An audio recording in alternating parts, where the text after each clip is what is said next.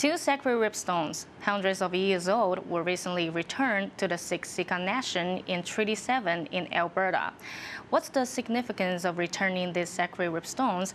Reports from APTN's Chris Stewart. A full house was on hand at the Blackfoot Crossing Historical Park to witness the return of cherished rocks called Ribstones to the Blackfoot Siksika Nation. These ribstones are hundreds, if not 1,000 years old. They were used for meditation and prayers, and to bring prosperity to the hunt. For over 100 years, these ribstones have been kept at the Canadian Museum of History in Quebec, and now they are officially home. As we celebrate the return of these sacred stones, I'd like to take the opportunity to encourage Canadian and international institutions to please proactively work with Indigenous communities to restore their access to these very important pieces of their culture. Today,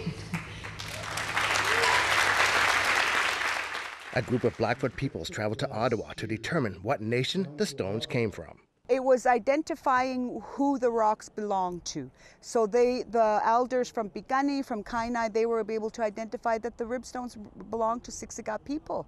So once they identified that, we began the repatriation process. And so having these rocks back home so we can tell our future generations of what they were used for and how they were helpful in us maintain our life and exist on the prairies by being able to hunt the buffalo and live off the buffalo and live off the land.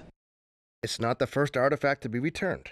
A year ago, a sacred headdress was returned by a museum in England. And in 2022, a buckskin shirt, leggings, a bow and quiver belonging to Chief Crowfoot, who signed Treaty 7, were returned from another museum in England. And the Siksika people are not stopping there. And we are looking at bringing more things home each year. We're looking at going to New Mexico, where there's a Mutugik headdress down there. In Colorado, museum there. And of course, Washington, D.C., there's things there that belong to us. And we are looking at reaching out and getting more, bringing more items home. Chris Stewart, APTN National News, Blackfoot Crossing Historical Park, Alberta.